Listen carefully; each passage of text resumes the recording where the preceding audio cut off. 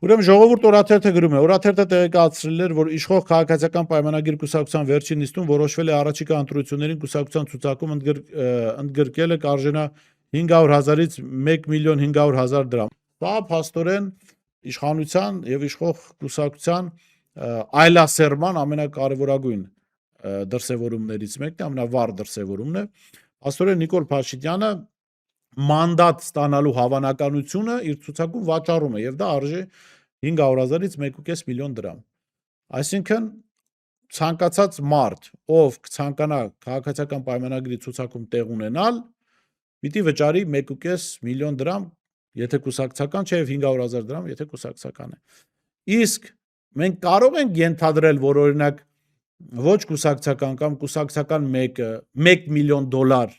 վճարի, ապա երաշխավորի, որ ինքը մանդատ կունենա։ Կարող է այսպես լինել, թե ոչ, հարց, որին պետք է պատասխանեն ԿՊԱ-ականները։